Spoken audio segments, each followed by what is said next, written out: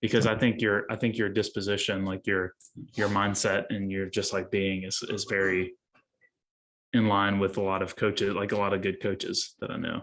And like your ability to draw connections and make metaphors and those types of things. It's all important. I appreciate that. All right. We are live. Oh, we live. Folks, if you're joining us, if anybody is watching this right now, give us a like, hit the wow face, hit your favorite little engagement emoji at the bottom. That helps us a ton. Pick whichever one you want. It really doesn't matter. The angry one's fine.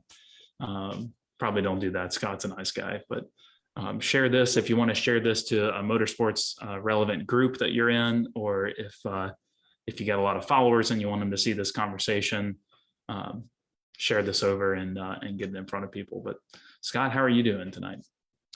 I'm good. Tried to work on my car briefly before we got on, and of course, like the simple little task I wanted to get out of the way Didn't happen. Didn't want to go smoothly. So it's how it always goes. Still sitting out there. Yeah. I tried to install a light fixture last night and didn't get it done. So that was my fault. In your house, I assume? Yeah, not in my car, in the house. Yeah. Yeah, we are if I haven't really focused on this, there's Becky. Becky's watching us. Oh, good. All right. Haven't seen her for most of the day. That partnership support. I love it. Ken Schlorf. Hey, Ken. Hope you're not frozen up there this time of year, Ken. He's in the Minnesota, Minneapolis area. We got a couple guys, Ben and Scott are coming down next month. A couple of Ken's friends, guys that he knows to run barber. But Scott, my wife is 7.5 months pregnant.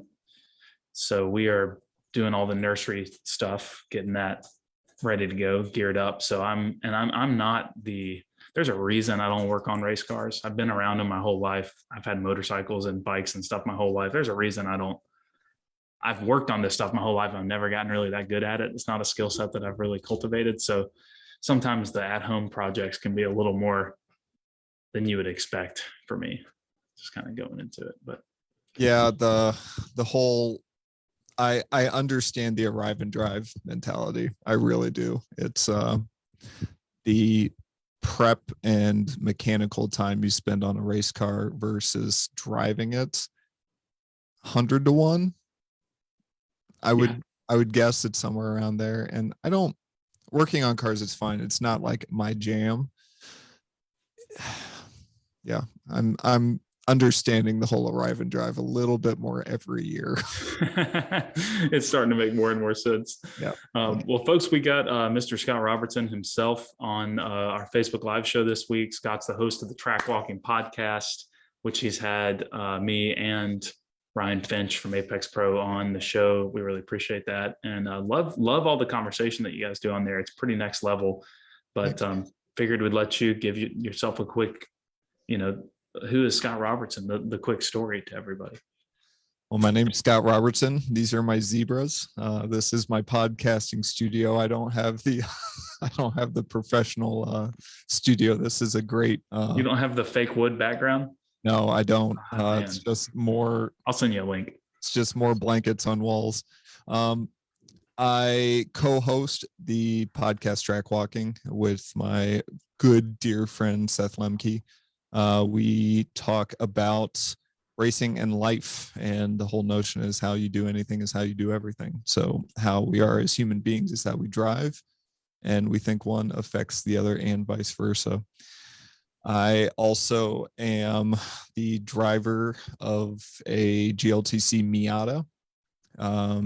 Becky Burton is my crew chief, who also is going to be racing in the Sunday Cup this year. Very excited about that.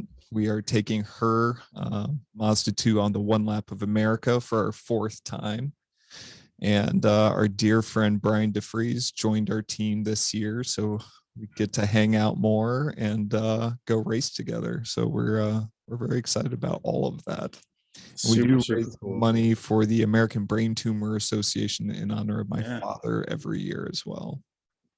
That's super cool. We got let's see, comments on here. Ryan Burkert is wondering who I was going to the Rolex 24. So drop that in the comments. Also, guys, if you're watching and hearing a little bit about Scott, kind of share his story. Let us know if you listen to the Track Walking podcast, and if you don't, you should, because it's totally a different take on the typical motorsports content that you're going to hear. And if you're the type of person who really likes unpacking things and kind of like distilling your own behavior and human behavior and asking why people are the way they are, it's really, really good. And Scott, because of you, I've started to use the phrase, how you do anything is how you do everything, and explaining things and like talking to my wife, because it's so true. And you're just drawing with that podcast, you're drawing all of these things that happen to you and Seth in your everyday lives, and you're comparing it to how you are on the racetrack and kind of your mental, the mental take on driving. I think it's really cool to talk about. Thank you.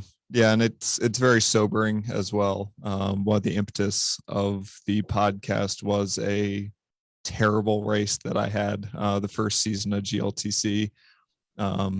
Had a terrifying experience with another friend at the Kink at Road America, and in the weeks afterwards, I realized that how I reacted on track is how I react to difficult situations in my life. And suddenly it's like, I wonder if not only if I can be a better human being, if I can be a better race car driver, but I also wonder if I can be a better race car driver, if that will help me be a better, more healthy human being. And I think over the year and a half we've been doing it, I think we've seen some signs of life. Yeah, that's super cool. Yesterday I was thinking through, after having listened to at least 2 episodes of Track Walking this weekend while I was in the garage. I had a couple of projects. I was basically just cleaning stuff out in the garage, listening to the podcast. And I realized that I respond in a racecraft scenario. When I personally make a mistake, I'm very hard on myself, and I'm this way across life, but I've noticed that I do that in the race car. But in the race car, I've taught myself to have a short memory. And what kind of exposed that thought was listening to Track Walking like all day Saturday. Went to church in person, which we don't do a lot now because of COVID and everything, but went to church in person Sunday morning. And the minister who married my wife and I, who we know pretty well, we're friends with, he's just excellent speaker. I get a lot out of what he talks about. And he was kind of going into, it was a Ted Lasso focused thing. Sure. And it was where Ted Lasso tells Sam, be like a goldfish, because they have a 10-second memory. So forget about those negative things that happen, like retain what's valuable and forget about it. And so I started thinking about how that applies to me. And I'm like, I've actually learned to train myself in a racing environment. When I mess up, I forget about it and I can refocus. Sometimes it takes longer than others, but I can get back in the zone relatively quickly, and I have a process for it. And I do that in my regular life with other things as well, but I'm not as good at it. But I do the same thing. So now, like exactly like what you're doing, which is if I become a better racer, can that translate to me becoming a better human? Now I'm like, what mental process do I go through to rectify that in the car, like that I need to implement in daily life? Because like when I'm doing a project at the house and I can't figure it out, I'm really harsh on myself. Like, why can't you figure this out? Yeah. But and fascinating. And what's great about that is that it sounds like you've actually got the skills. All you need to do is the recognition part and implement them in a different part of your life. So you've already got a good toolkit to get that started. Yeah, I think, y'all talking about stuff like that on your podcast, as well as a really great episode about diversity and inclusion in motorsports, which if you haven't heard that, maybe Ryan can find it and link it. He's on it. He's like, yeah, I got it. Yep. If you listen to that episode, it will change your outlook on how to approach and treat people in the paddock and how to welcome people into anything, right? It applies to everything, but particularly in motorsports. But I think exactly. And having the conversations that you're having on the podcast every week has helped, I think, the people that I interact with, and probably the people that you interact with, because you are an instructor for novice students. You're starting to develop coaching services, private coaching services, and you're doing tire pressure analysis and car setup consultation and all these things. But what you're doing with the podcast for the people who listen is you're exposing this much bigger fundamental question, which is what motivates me to be here? How do I do anything? Because that's how I do everything. And people are starting to kind of look more introspectively, which as a coach, you're primarily unpacking people's mental things and you're giving them tools. Like you said, I need to recognize what I've done and that's what I'm working on, but you're giving people tools to figure out those things. And so I think it'll help you as you start to progress in your coaching work, you know? Yeah, I mean, a lot, especially with a lot of the beginner students that I work with, it's managing emotions on track. A lot of us have been doing this for so long, we don't remember what our first time at track is like. And it's terrifying. Like there's a lot happening. Just finding your way up to grid for the first time. Like you don't know where to go. It's a brand new school. You don't know any of the kids. You don't know who's cool and who you don't want to associate with. So like finding your way up to grid is a win. And then all of a sudden they tell you to go. And it's like, where? It's like, maybe they've looked at a track map. If they have, like they're way ahead of most other people. They don't know which way is left and right. And they don't know why braking like they do at a stop sign is very different than how you actually want to do it on a racetrack. And there's all these flags and there's other cars and they don't want to get in the way, or they want to show what they can do to everybody. Like it's, people bring just all their baggage and all of themselves onto a racetrack, and it exposes a lot in a short amount of time. Yeah, that's a great perspective. And I think you're spot on with that. It's not always easy for us as people who have progressed in the hobby. I've been doing this for 12 years. It's almost hard. That's most of my life, essentially. It's more than a third of it. It's hard to remember what it was like starting, so I think you're doing a really good job of relating to those people and everything. Ryan and I were talking about it before, and he was just telling me how great of a mindset and attitude and approach you have towards the novice students. Thanks. And then we talked a little about my classroom teaching that I do here as well for novice students and how much we enjoy that and get out of it, and how it kind of influences who you are. There was a pretty good comment. Enrique Martinez said, be careful how you approach telling your wife how you do anything. It's how you do everything. Don't want you to go missing. Yeah.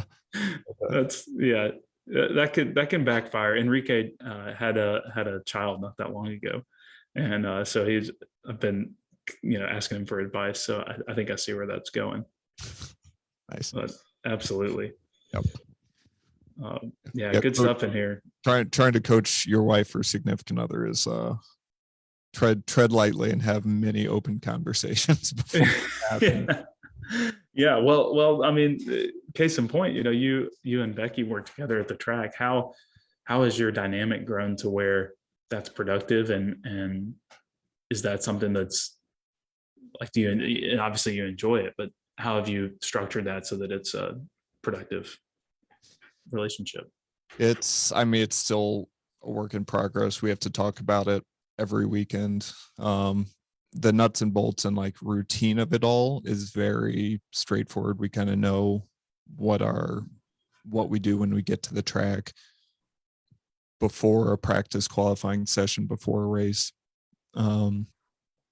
The way Becky talks to me over the radio while I'm in the car, things like that it's everything that we've had to deal with the last 3 years. And I think the biggest thing is how we talk over the radio, because again, like that's how we would talk to each other, period. But in a race setting, like it really helps me if she is calm and level, says exactly what she wants to say in as few of words as possible, but at known points on the track. And there's just all this stuff that we've just kind of had to learn as we go. And it's tough, but we've, especially this past year, like we've gotten a lot better, and like it's really feeling pretty dialed in with that. And when I come in, we stop and we do like the whole when everybody's coming up for a race, you've got all the cars waiting to get off, and then all of a sudden you'll see my car kind of dart over to the left, and Becky like crouched down, like punching each tire 3 times and walking around and doing the pressures as quick as she can. And then, we've learned again, like, because I can't really see very well, she'll wait with her hand until there's a spot and let me go, because that's been something that hasn't been communicated, or that is helpful for me, was, something she could do and things like that. So in terms of, helping to work on the car, she wants to do a lot. So, and I'm a naturally like hands-on person, like I need to touch the car. And so it's just communicating in terms of like jobs and duties, and I need to help. What can I do that won't get in your way, sort of stuff. So always trying to communicate. Yeah, that's it. That's for coffee in the morning. That's very important. You kind of take care of each other, and like, because you know each other so well, race weekends are kind of like microcosms of life. It's like a whole lifetime in one weekend, where all the emotions and drama and excitement and boredom and whatever is packed into that a lot one weekend.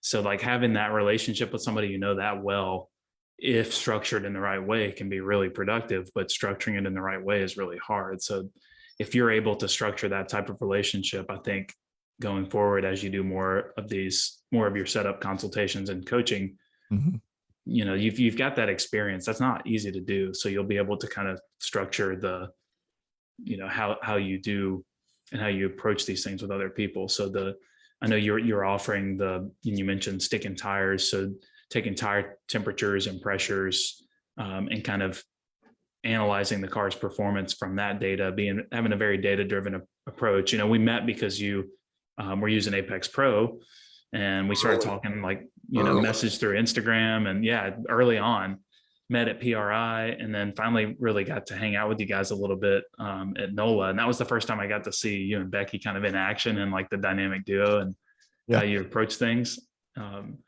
And I was really impressed. Like, it was just cool. Like, you guys kind of have it figured out.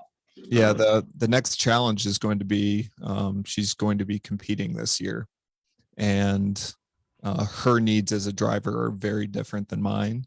And so what can I do to help her not only prepare beforehand, while she's in the car? What does she need to know? What does she want to know?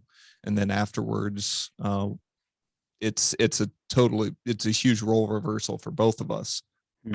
So I think it's, for me, it's created some sympathy for what she has to deal with because she's got to deal with me when I'm a driver. Yeah. So it's created some sympathy on my end for sure. And it's different roles, but different needs at the same time. So it's a whole new dynamic. Yeah, that's really cool. There's a lot to be said for defining those dynamics, because like I said, in the microcosm of a race weekend, having that empathy for what the driver's going through is super, super important. There's a lot. Yeah. I kind of realized I skipped the whole introduction part, but if you guys are watching this, you probably know Apex Pro. So thanks for being on here. Like, share. Everybody right now, if you're watching, pick your favorite icon at the bottom, the like, the heart, the care, the wow face, and tap it. That helps us a ton. Share it on your page if you feel like your friends should know Scott and I. That might be risky, I don't know. And we got a couple of questions. Ryan Burkert says, "What's a wife?" Everybody defines it a little differently, but I'm not touching that one. Mitch Cobb, communication and good team dynamic makes or breaks the weekend. He's spot on. Mitch and I are going to be racing together. We're going back to NOLA for WRL in a couple of weeks. Love that track. Yeah, it's a fun track. It really actually is. Enrique, we got another question from Enrique, or another comment. He says, "Scott and Andrew, what would you say the expectations are of you as a leader and coach from your students, and how do you make them measurable?" That's a great question. So I'll throw that one at you, Scott. When you have a student, what are the expectations of you, and how do you make those expectations measurable in some way? So before the event, we always know who we're going to be instructing days beforehand, and I always get a text thread conversation going with them figuring out what they do for a living, what they do for hobbies, what they enjoy, how many times they've been on track, what they've done to their car. Is it well prepped? That sort of thing. Sort of, what am I getting myself into? And towards the end of that conversation is always like, what do you want to get out of the weekend? What's your goal here?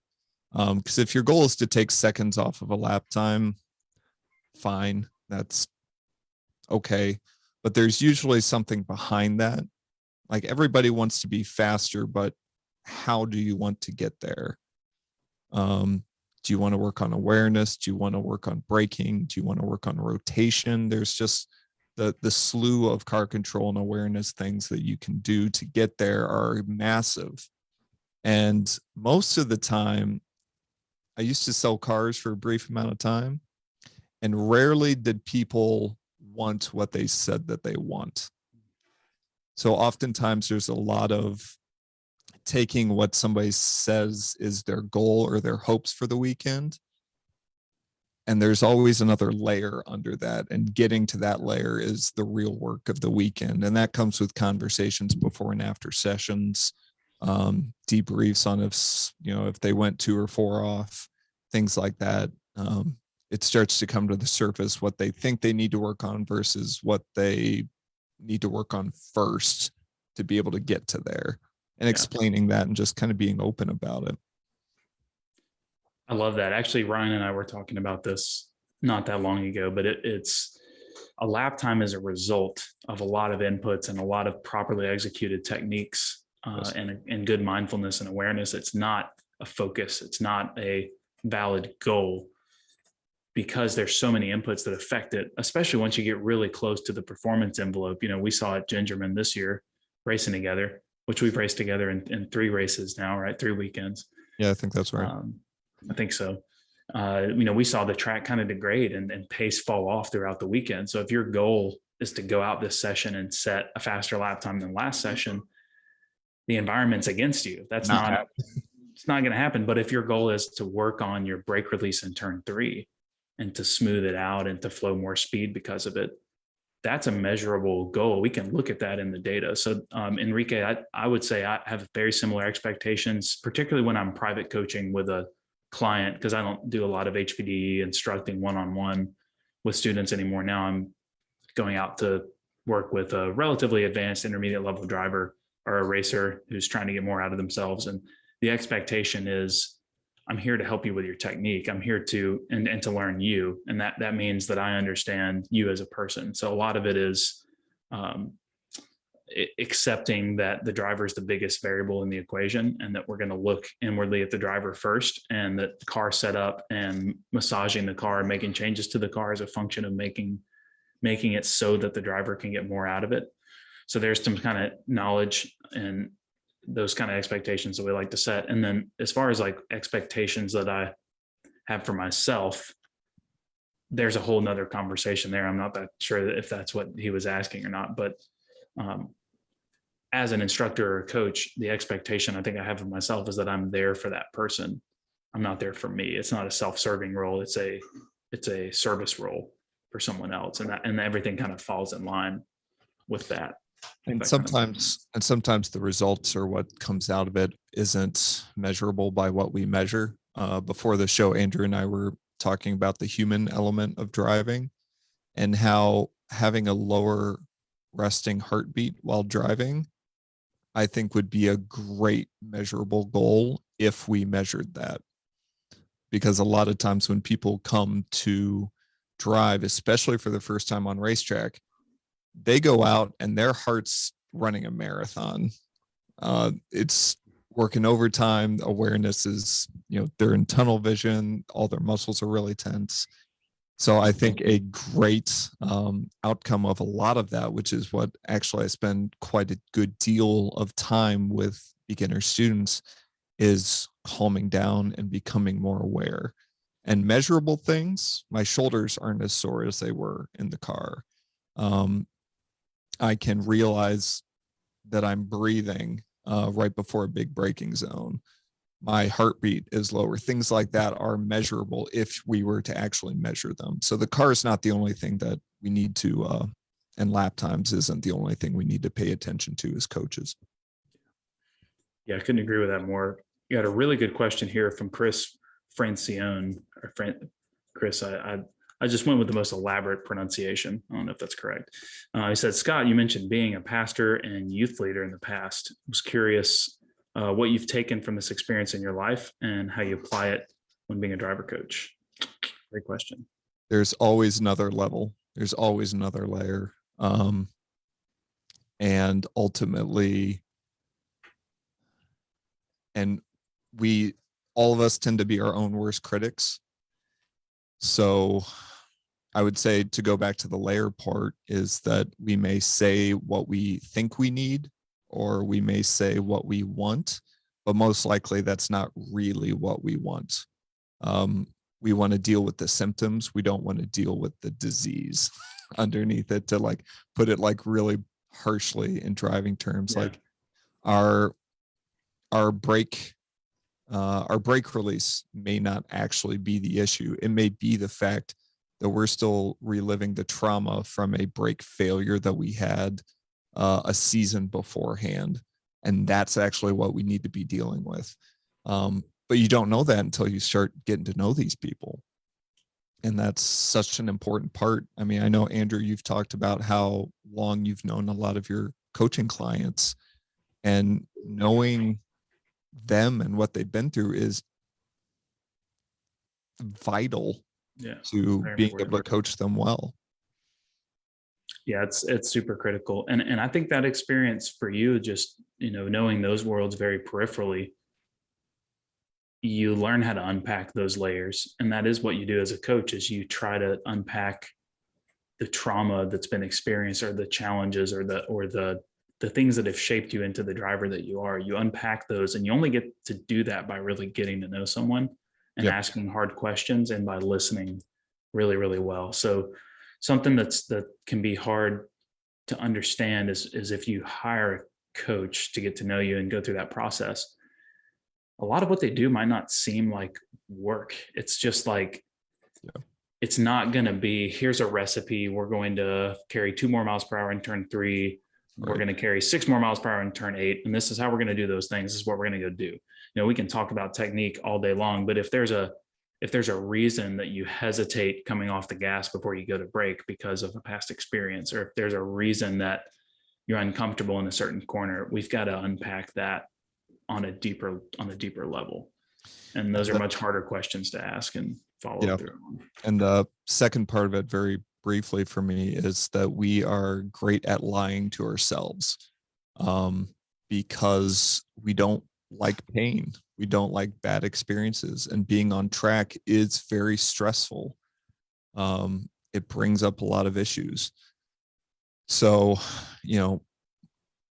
and a lot of us are dudes, and dudes don't like admitting that we're scared or that we're nervous or any of that stuff. And so, like, learning to, especially as a coach, like very gently prod at that soft underlayer that's like 2 levels down from, I just need to go flat through there and stuff. It's like, sure, but it's like, that's scary.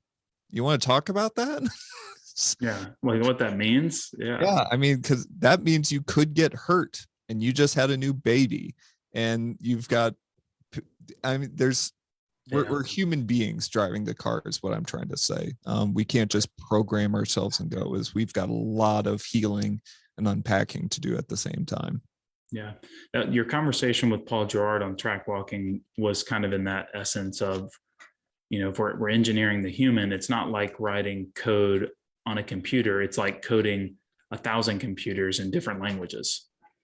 You've got so many different, there's an enormous amount of variables. Humans are not logical, nor are we reasonable, nor are we are a different thing. We don't have reasons. My wife tells me all the time, and this is one of my favorite things that she says, because it just speaks to the type of person that she is. She's just honest and open. And she just says, like, if I ask her, she has a crazy fear of spiders, like can't go anywhere near them, and some other things like that. And sometimes it's really silly. And I'm like, what do you mean? Like when you live with somebody, you get to pick up on these peculiarities and ask those questions. I'm like, why is that a problem?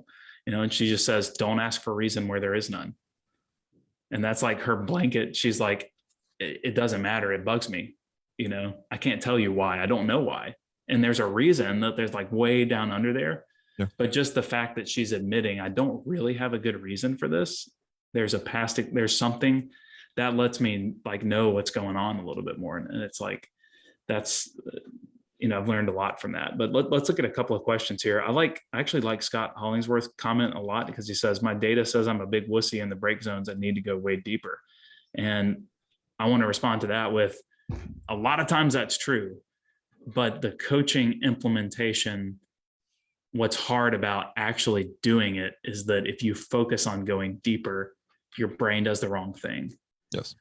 And you start to look at, where am I braking? And usually that means your foot comes off the gas pedal early, and you still end up braking too early anyway, because you let off the gas and you started to slow, or you go deeper and you hold brake pressure too hard for too long. So Scott, I would say flip that attitude on its head and ask yourself where you're getting off the brakes, and re-engineer your braking zone based on where you want to release the brake pedal in every corner, and have that thought process going into it, and then find a point to accelerate to, and then accelerate to a deeper point. But if you go into the corner and you carry all this brake pressure all the way into a medium speed corner, you're going to overslow. And then it doesn't matter where you brake, because then you overslowed. And really focused on the beginning of braking point is, and I tell my students this all the time, I don't care where you start braking. That can be an issue for a different day, but because what tends to happen, especially into a high speed, after a high speed big braking zone, is you focus on where you start. And then once that's done, you're still looking down at that braking mark, and all of a sudden corners right there. and things go haywire.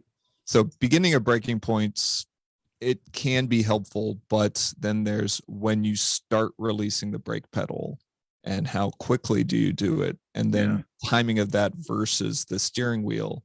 And you can brake way sooner, but a lot less, and still have the same minimum speed. So there's tons of ways to actually get there other than just going deeper. Yeah, absolutely. And that's usually not the end all be all solution. But as a coach, a lot of times too, what our job is to give people that we're coaching, our clients, a reasonable belief in how they can, in being able to achieve something at the next level. So it's hard to tell somebody, if we just say lap times, you're doing a 145 at Gingerman and the car can do a 38. It's hard to tell somebody, hey, you can do a 138. That's a hard belief system. But if you say you can do a 144, and we're going to talk about how we're going to go get that 144, it's 1 second better. That's a lot easier to believe. So like if we're looking at Scott's data, and Scott's like, man, I had Tomo drive the car and he's braking 60 feet later than me. He's braking 120 feet later than me. He's braking 200 feet later. It doesn't matter. Pick a number. The mindset is, you don't want to go into it and try to match that right away, because the reason he's able to do that is because he has the brake release and the technique of how he comes off the brake to achieve the balance in the corner. Right. He's got that perfect. And the awareness of where and how the car is feeling all the way through. Exactly. So you really want to focus on that element of it. And I know it sounds totally bass-ackwards to think about it that way, but if you're thinking about, where do I come off the brake? Is that the right end of braking for this speed of corner? And that should be adjusted depending on the speed of the corner, the topography, a whole bunch of things. Mm-hmm. But if you work through that process, you can reasonably start to believe, if you do the technique, like if you release the brake the right way, oh, I can actually brake later. I know that I can, because if I do that part of the corner, so prove to yourself by doing it, I can do that part of the corner right. Doesn't matter where you brake. Then you can do what we call compressing the braking zone, which is keep the same brake technique, but go to brakes later and harder. And a lot of times what makes really fast pro drivers really special is that the balance part of the braking zone, the last third, maybe half of the braking zone, they can achieve the exact balance that they want in the car, but they can come from a huge pedal input and get to that balance. Yeah. So their finesse on the brake pedal is really, really precise. And that's what we're trying to achieve. And it's very hard to get there. So yes, braking later is kind of the result in this scenario. There's a lot of things in that. I like Ron's comment, and I'm pretty sure I'm understanding it correctly, but Ron says, how do you back off overdriving versus learning to get faster time? So it sounds like he's saying he's overdriving, trying to go faster, it's not getting anywhere. How do you learn to back off and go faster? How do you like make that? And Ron, let me know if that's wrong. And this is the chat, by the way. I saw that. Ron Mollitz in here. So it's the chat. He also wants to be on a podcast. I wonder if there's a podcast guy in here that could, I don't know if there is or not. What do you think about overdriving, Scott? Do you have any thoughts on that? Yeah. My line is always trying harder has never made anybody go faster. It's, if you go out for a send it lap, yeah, I'm just going to try to go faster. It generally speaking never works and usually ends up going poorly. For me, it needs to come back away from the whole lap time aspect and needs to go back to your inputs and your mindset going into it.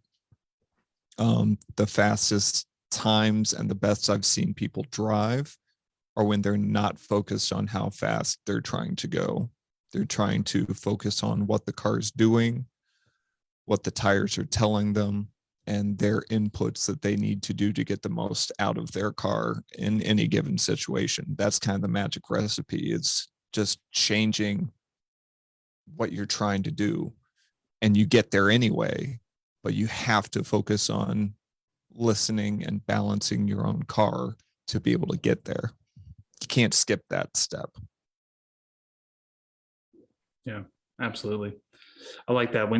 That's I think words are important as well. And when you describe how you're going to go fast, whether it's in your own brain or to someone else, or when someone says something over the radio to you, if I'm told push over the radio, sometimes my tendency is to actually make the car understeer, like push.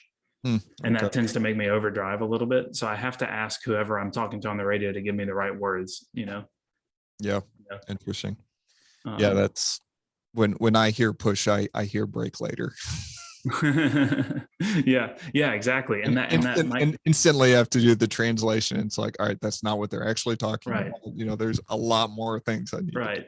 That means go fast. That means go faster, which means I got to find where am I underperforming the most? I got to distill it down to that and then kind of build it back up. We got a couple of people asking about Android throwing shots. When is Apex going to support real phones? I saw. All right, Trip.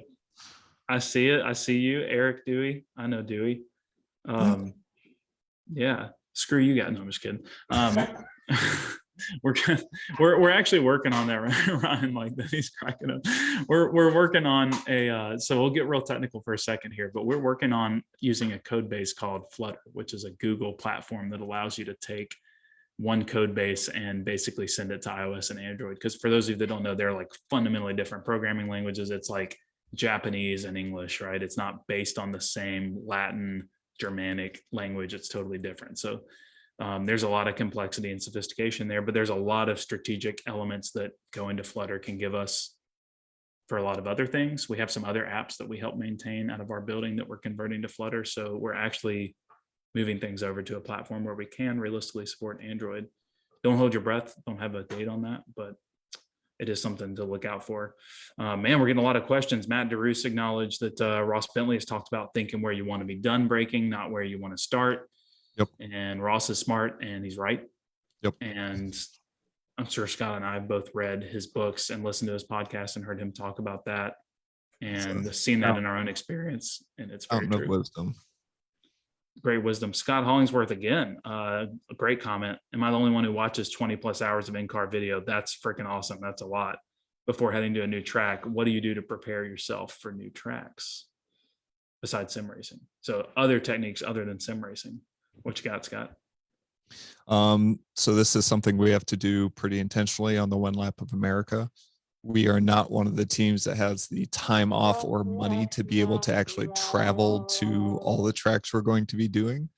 So many times the first time we're on track is for competition.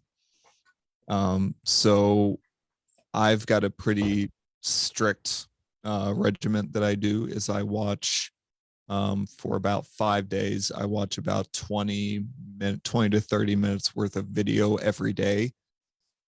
And then I try to drive the track in my brain after I'm done.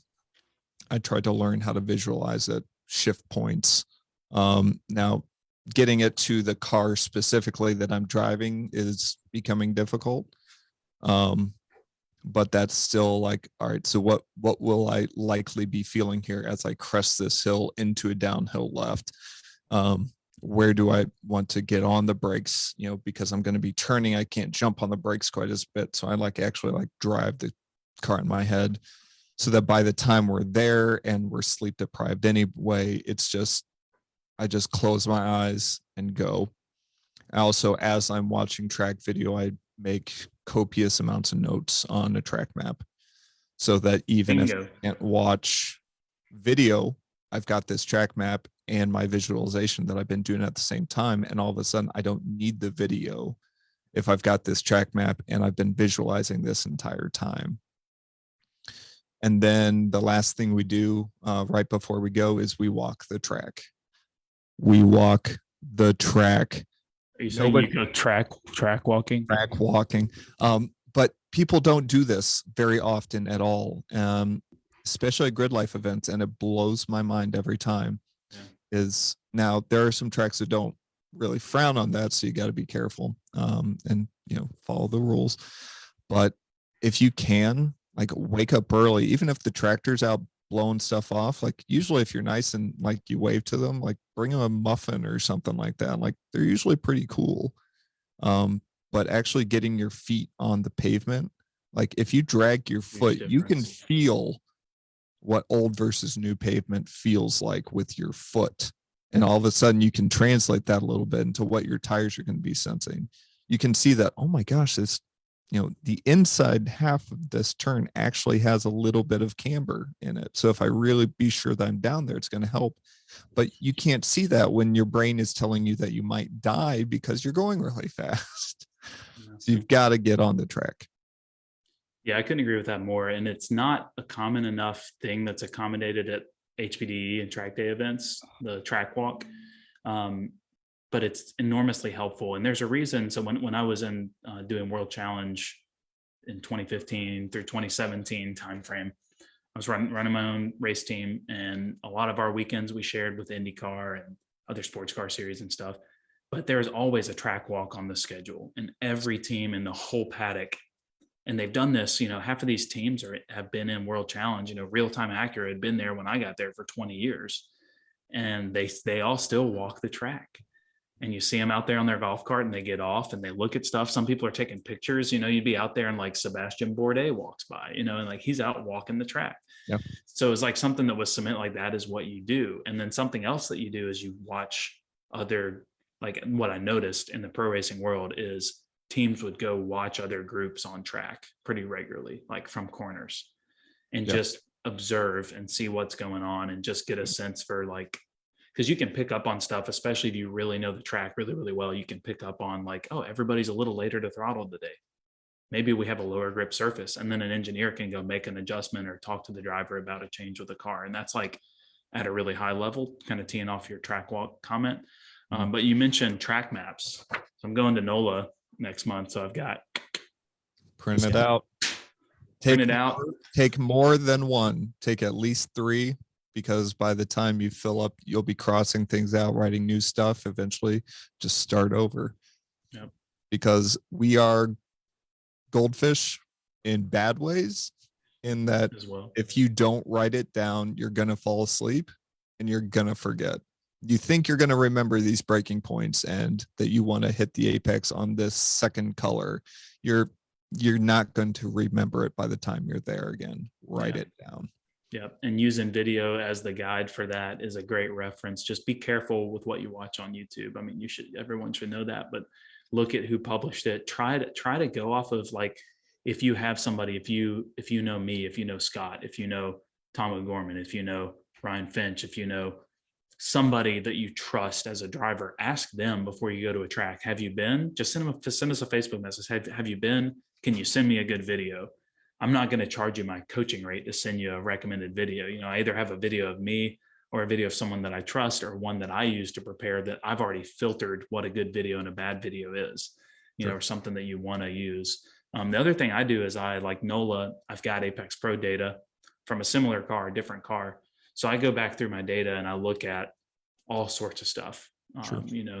I analyze my previous performance. I kind of have an idea in my head of where I underdrove last time. So I kind of start circling, like at NOLA, that there's two corners that I'm kind of like a little bit of ambiguity there with car placement and the amount of speed I can roll through them. And then I start making notes just based off of what I see in the data, how hard I'm braking in different braking zones, to kind of reorient my brain for like, is this a super hard threshold brake, a brush of the brake?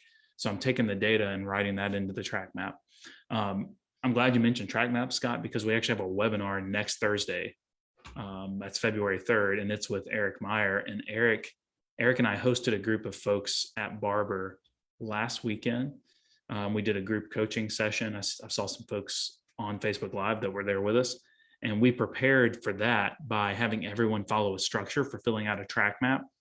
And so we developed a specific structure that you follow when you're filling in notes on a track map.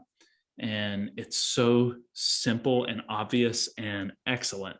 And it's information that you're going to want to have. There's like 10 or 12 different processes.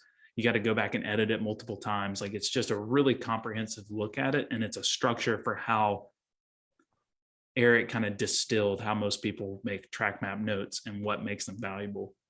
And we're going to kind of share like a curriculum for that. But I'm really excited because I need to follow that exact curriculum for NOLA. And I actually, Scott, you mentioned it's funny because I have like a folder back here in one of my drawers, and it's just track maps that I've made notes on. And so before I go to a track, I pull out my repository of maps and I start reading things, and then I watch videos, and sometimes I'll cross something out and make a new note. It's just it's a visceral learning, hands-on. It helps you retain that kind of information. Yep. It's really, really good stuff. Let's see. I was looking at something that I really wanted to. What book would each of you recommend from Enrique? That's what I was thinking about. Scott, you got any recommendations? Assuming it's driving related. Yeah, it's probably one that I've barely cracked the cover on, and it's thick. So I can't speak to how much I agree with it or disagree with it, but the book called Flow, I'm finding to be pretty interesting and insightful, and I'm probably recommending it because it's what I'm reading right now. It's a thick one. It has to do with driving and being in flow and what that is, which I think ultimately is what we're all trying to get to, again, in our hobbies, in our life, while driving, whatever like that. Outside of that, The Optimum Drive, Paul Gerard, short, it's concise, and there are some bombs that you can easily skip over. So just be aware that it's written simpler than the knowledge that's actually conveyed. And then the third, because you asked for one, so I'm going to give you three. Ultimate Speed Secrets is, I think, the place for me to start with Ross Bentley stuff. It's a bit of a conglomeration of a couple books, right? But it's more of a reference. Yeah, it's fold the corner of the pages, underline stuff. It's good. Mine's highlighted and edited, and yeah, that's a valuable one. Ultimate Speed Secrets is probably kind of like the go-to resource. And when you're thinking about a certain thing, or you're listening to us right now and it reminded you of something, you can go to it and read what Ross has to say about it, and it's really valuable. I really like the Optimum Drive because it is really simple. Yep. And it, like you said, it drops some bombs that are really insightful, really truthful, and really apparent. And I probably need to read it again. Also, I'm a big fan of, I learned through stories. So I'm a big fan of reading race car drivers' autobiographies or biographies. For some reason, that helps me understand like the mental approach of what it takes to be a race car, like a high level race car driver, because I think that translates. So I really liked Aussie Grit, Mark Webber's autobiography. I thought was really good. Okay. I've read it twice. And then I bought Jensen Button's autobiography. And then Kimi Räikkönen has one as well. And that one is probably my favorite. I read it in a weekend. I just totally crushed it. And for me, those were all really, they translate into driving. They don't really talk about how they drive, but you get a sense for the things in their life, the different experiences that they have that make them capable of driving a Formula One car and winning a world championship, right, and being at that level. And to me, that's helpful and really interesting. And it's easier for me to read. I have kind of like ADD, so it's hard to read like a reference. Like Flow, I got like 3 chapters in and I was like, it's small print, it's big words. You gotta sit down, you gotta chew through it. Whew. Yeah, absolutely. I got stuck. I was looking at Chris's comment. Chris said something about going back to Android support. We'll hit this one more time. Apex Pro is most likely programmed in C for Apple software. It's programmed in Swift, not C. Swift is Apple's coding language. They need to rewrite the code in, I believe, to Java to get app work on Samsung phone. Could go to Java. Not worth rewriting it in Java. We can have a totally offline conversation if you want to talk about coding languages. I don't actually code anything, but I know all this stuff. But Java is kind of an older language. It's not as commonly used. Flutter it's not the language, it's the program, but it's the way to go. The expensive thing, I'll preface all this with Apple and Android are so different, and the Apex Pro app is 50,000 lines of code. It's not simple. You got to connect the hardware. You got to use satellites for GPS stuff. You got to have that programming and the firmware updates to the unit. There's a lot of complexity. If you have to maintain 2 code bases, we go out of business really fast. So you got to keep it on one if you can. Trying to keep up with comments here. We've got a lot. Yeah. Somebody asked for the author of Flow. I'd have to look that one up. It wasn't. That name is hard to pronounce. It's not a common name. Hopefully somebody will jump in there. Yeah, that's it. Yeah, Ryan's going to share a link to it. Cool. Trying to keep up with it. A lot of comments, guys. This is awesome. Dan asked, "Do simulators help in preparation?" Absolutely. If you can get on a sim on the track, I think there's very, very few downsides, if any, to sim time. Are we having a technical discussion, Jim? Jim Smithling, yeah. Which is a totally another, but if you guys are hearing me talk about coding languages and you're like, these guys, we've learned a lot of lessons. We know a lot about that type of stuff. If you ever have any questions on the technical side of how Apex Pro is made, how this works, let us know. Blake said, Kimi's autobiography, just leave me alone, the end. I saw that. Yeah, it's actually really what they wrote on his car for his last race. Dear Kimi, we will leave you alone now. We'll leave you alone. Now. Brilliant. Brilliant. You'll be surprised when you read, I think Kimi's autobiography would surprise everybody. She's a Finnish writer, and she basically lives with him, like with him and his family for get integrated into his life. And it actually exposes, like, you realize that he is actually a pretty outgoing, he just doesn't like the spotlight, but it's pretty fascinating. So Scott, what I wanted to get into, I know it's taken us almost an hour to get here, but lots of great questions from everybody. Yeah. You've recently been using, and you have for quite a while, you and Becky have used CrewView from Apex Pro to monitor track position, lap times, I remember it was something I told you about like a year and a half or 2 years ago. I'm like, hey, it'd be really cool, this. And you're like, I know. We can't do it with the hardware that we have right now. Yeah. Right. The telemetry, like, can we stream data from the car? Yeah. And I was like, technically, and the answer is technically with a Gen 1 unit, you can like this much, but the CPU is like, yeah. So we redesigned the hardware, and that was a big part of it. And I had you in the back of my mind, because you'd given me some good feedback on what you wanted to see in CrewView in the past. But I've been using it as a coaching tool, seeing a speed trace in real time, seeing a long G trace in real time, seeing a lat G trace in real time, being able to see inputs from the driver. It gives you so much context and a lot of information. How have you been using that? You've kind of been, a leader in this. And if someone, we'll preface this all with, if you guys are in the Midwest, you're in Scott's area of the country, you are looking for someone to be a coach to help you with car setup, all these things, Scott can do that. And this is one of the tools in his toolbox that I think separates him from a lot of people, is that he understands how to use this aspect of it. And it's really fascinating, but tell us a little bit about that, because it makes me so happy. But yeah, thanks for the tee up there. I appreciate it. Yeah, what we're doing with our good friend and teammate Brian DeFries is from across the country. We live in West Michigan. He was on track at MSR Crescent in Texas.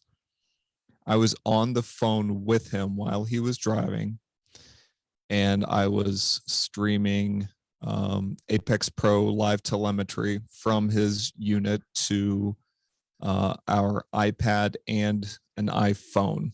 And the reason I had both is because there are 3 bits of major data that you can take out of it, and switching between 3 was complicated. So what I did is I had the speed trace up on the iPad because that was kind of my main point of reference, along with his track position. So I knew where to talk to him, waited until he got to a straightaway, things like that. I could hear what he said at all times, and I kept myself muted until I needed to say something. And then on my phone, I switched back and forth between lateral and longitudinal G trace. Longitudinal G trace, generally, I was looking at his speed and ferocity of brake application, and then how he came off, and then how he got back to throttle again. That's what longitudinal G is good for. Not only the smoothness, but timing, depending on the kind of corner. Like if there's any quick blips, you knew that he, like especially in acceleration, if he had to get off and then back on the throttle, might have come in a little bit too hot, might have apexed a little early, whole host of things. Might have been trying to pass somebody too. And then lateral G's is good for seeing hand speed, hand position, and car and track capability. And what we were actually seeing this day in particular is we knew the first half a lap that the track was significantly down on grip. And then 2 sessions later, before Brian knew it, based on data, I could come over the phone from Michigan and tell him the track has more grip. You can go faster. That's so cool. And, and the whole coaching aspect of this, not only like the whole go faster, brake later, whatever you want to tell him there, is I could hear him getting frustrated at times. And so I would wait until after a corner when he wasn't having the car do something intentionally and say, deep breath. And that was it. And that's all Brian needs to know, just to be able to like, okay, calm down, let that go, get refocused. And he goes again. So it's a combination of, again, like treating the person, getting them in a good, healthy mindset to be able to do their job well, and reading what the car is doing in real time to be able to get them to do more out of it. And I remember one turn in particular, which is a high speed corner, which are always kind of creepy to get into, to turn into, is I kept telling him, brake less here, brake a little bit less, just a little bit, like not even later, just less. And there was one lap he came out of, he's like, yeah, I really felt like I braked less. I looked at the data, I'm like, you didn't. Yeah. Just moved on. He's like, okay. So, go back, but data doesn't lie. So getting both it was of that, deceptive.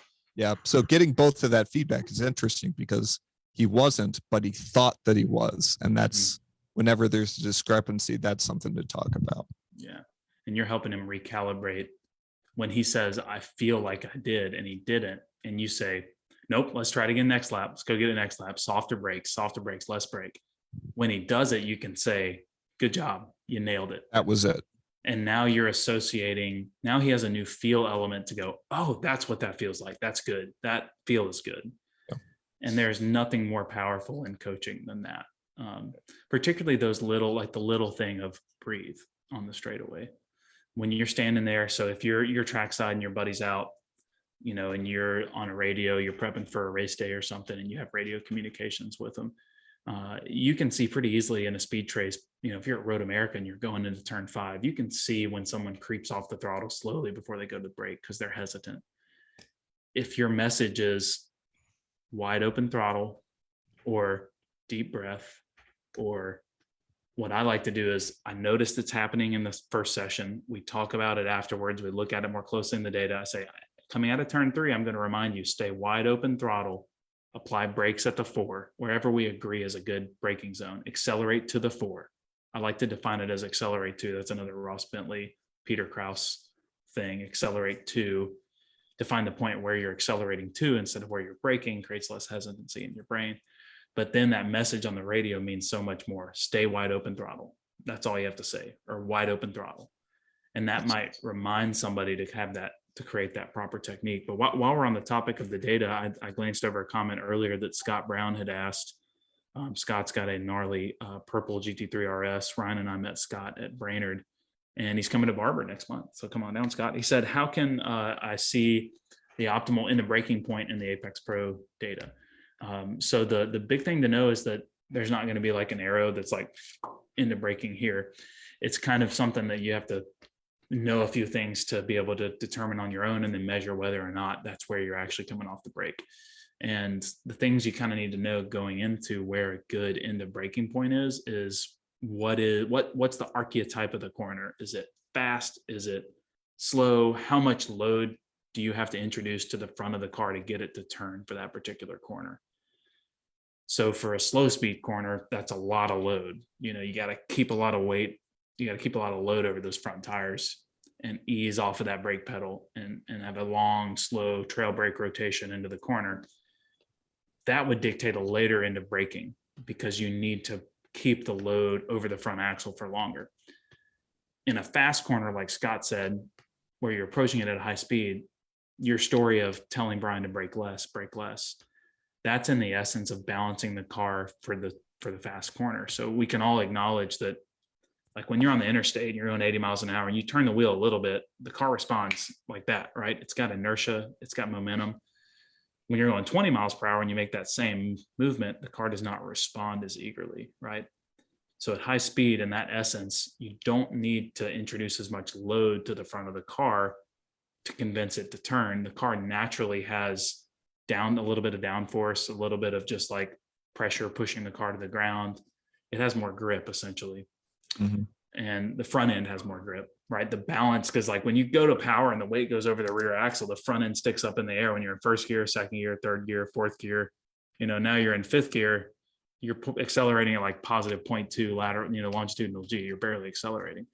So you just don't have to introduce very much load to the front of the car in a fast corner. So those are the things that you need to know. Is that kind of aligned with your thinking, Scott? A lot of load in the slow speed corners, a lot of slower weight transfer in the high speed corners. Yeah, and this is something that I think Paul Gerard puts very concisely in his book, is that at high speed, the car is more willing to change direction. So you have to do less to get it to turn. Where, especially if you're coming from a high speed to low speed corner, or a high speed straight to a low speed corner, not only do you have a massive speed differential, but you're also asking a whole lot of the car that we're going to go from this direction and this speed to 90 degrees this way at a much slower speed coming out. And of course, that changes with what kind of corner comes directly after it. So in terms of like looking at the data and figuring out what braking is going to be optimal, I would always say try a few different things in the same session, so you've got the same kind of track conditions, and compare the data, because Apex Pro, you can overlap all that stuff. See what your minimum speed was, see what your D max at the end of the next straight is. Like, look at all that and figure out for yourself, it looks like this kind of braking release turn is going to be best. So let's kind of focus our bandwidth a little bit on that, and let's try a few different things there, and you can just keep honing it down. But never be afraid to try things. That's a great thing about having data, is that by trying things, you can really kind of pick and choose and be able to hone down quicker. I think people often want to go out and just try the same thing over and over. And that, try new things. It's good. Yeah. Have an experimenting mindset for sure. I think that, and in particular, when Scott says overlay, the speed trace, if you're on an iPad, speed trace up top, longitudinal G down below, overlay 2 laps, hopefully where you did something slightly different, and look at where that longitudinal G increase, which means you're decelerating less, you're starting to go back towards acceleration, where it crosses 0. And above 0 is going to be where you're transitioning to throttle, where you're going to power. And if you can kind of define that point, where does it cross 0? What does the line look going back down to my peak deceleration?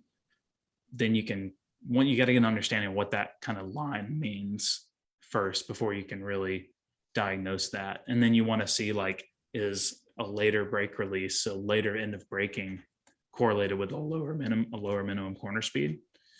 Is that good because that slightly lower min speed lets you get on the power sooner, and that's a good archetype for that corner? Or is it the opposite, and a sooner brake release letting you go back to power sooner ends up netting more mile per hour to into the straightaway? And when you have 2 laps overlaid, you can always go to gain loss, and you can also see the cumulative time over the laps.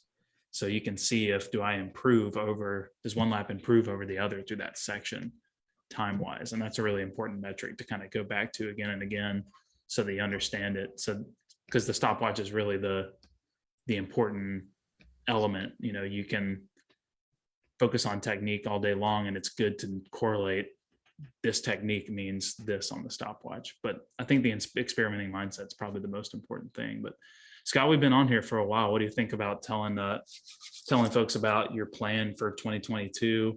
Sure. I know you're doing tire pressures and temperature services again, coaching. How can I work with Scott Robertson if I want to hire you? Yeah. Well, we are going to be doing a full GLTC season, which we are very excited about. Becky's again getting in the driver's seat for the Sunday Cup competition at several events, so we're excited to get back out there. I've been working on the car enough. I want to get back in the driver's seat. Ready to drive. Yeah. But outside of that, there's 3 different services that I'd love to do for you if it would work out. We do offer a remote coaching service, much like I was describing with Brian DeFries, where I basically watch your data from across the country, wherever you are, and be on the phone at the same time. And it doesn't take anything fancy, just your basic pair of earbuds, and that's about it. Put it in your car, put your phone in your pocket if you need to. And having the Apex Pro is a huge thing, because then I get to watch your telemetry live and can talk to you over the course of a lap, kind of get to know you in that way. So that's one thing. The second thing we offer is Becky is a whiz at tires, and part of what we've learned for the past 4 seasons is how important those are, because those are driving, is how you deal and manage with your tires. So what we offer is basically setup and crew services, which does inevitably lead into some coaching as well, that we take tire temperatures, and based on that, we can not only tell you what your pressures are going to be ideal, but we can give you suggestions on static weight transfer, where you need to move weight to, wheel width, tire width, what your brakes need to be doing better, aero, pretty much spring rates, stuff like that. I mean, we can tell just about everything from what your tires are doing. And then that inevitably for us leads into coaching, because inevitably, like, I'll hear, man, the car's really understeering in these corners, and I'll look at the tire data and tires look pretty happy. So let's talk about what you can do to mitigate some of that understeer, because as a driver, you have control over what your car does. And sometimes you need to band-aid that, but still if the car is understeering, we can fix that with what you're doing. And I can suggest some things that maybe the car could use to be able to meet you in the middle. But if the tires are happy, the tires are happy. And then we just need to work on you. So that's the second thing. And then the last thing is just on-site coaching. I live in West Michigan, so Gingerman and Grattan are really close. And we're in the Midwest, so getting to tracks is fairly easy. And so either one of those, either remote coaching services, on-site, tire data setup, and some getting into some coaching, and then coaching specific services as well.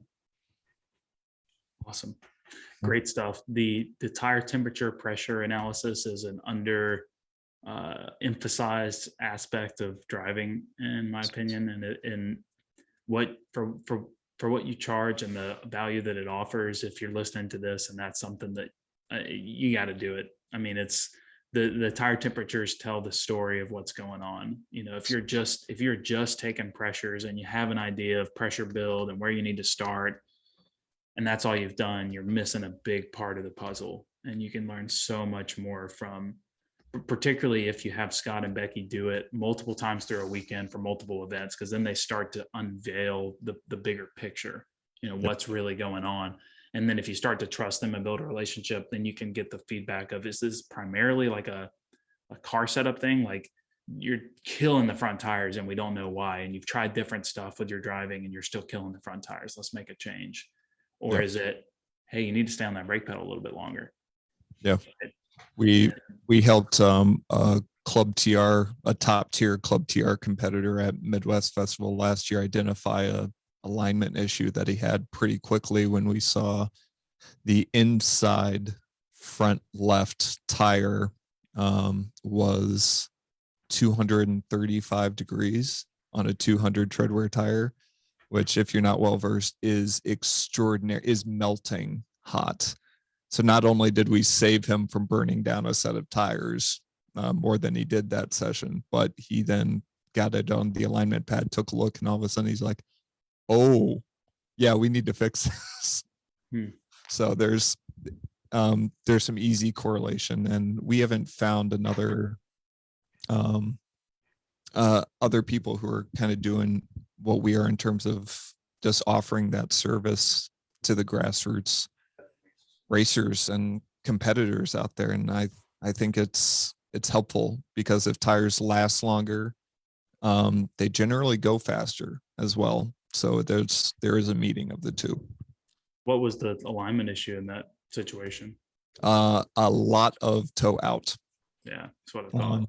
Yeah, it's the camber slipped in a little bit, and when the camber slips in with a lot of caster, your tires kick out, and and all it does is generate a lot of, it loved to turn, so it felt great, but just absolutely melting it down. And then it was a front wheel drive car to boot, so it wasn't able to put power down, et cetera, et cetera. I think you know Seth Lemke. I do. Seth said, can I add my own pressure and temp data to a remote coaching session? Yeah, of course. I know Seth. That's a great question. Yeah. That is a good question, though. So you're doing a remote coaching session. You're on the phone, you're looking at telemetry, coaching somebody, giving some ideas driving wise, then they can send you a picture of like a notepad with their temps and pressures on Absolutely. it. Yep. And guys, if you're listening to this, there aren't a lot of coaches that are doing that. I'm a private coach and I don't do that. You should take advantage of that service and build that into a larger relationship with Scott and Becky to get some consultation on your driving. Because if you listen to the podcast, you know the man's got the right mindset to do this and do it well. Scott, thanks for joining us. I also have a Becky, which has been a huge benefit. Major asset. Yeah, absolutely. You guys are the dynamic duo. That's like I've said. It's a lot of fun. Thanks for joining us, Scott. You got any parting words? I think we're going to get out of here. My wife just texted me and said, "Are you coming home?" Oh, well. Lita. Yeah, you should probably do that. No, just thanks for being on. Thanks for all my friends and buddies and anybody else who chimed on here. Just, if there's anything we can do for you, you can either message me, my personal account. You can message Robertson Racing. Email is robertsonracing213, which is our car number, at Gmail, robertsonracing213 at Gmail. Yeah, whatever, if we can help, we'd love to. Otherwise, we'll be around for the race season and trying to do the best we can. Awesome. That sounds great. All right, Facebook, we'll see you on the next one. Webinar on Thursday. Join us if you want to learn track maps. You do. Probably so.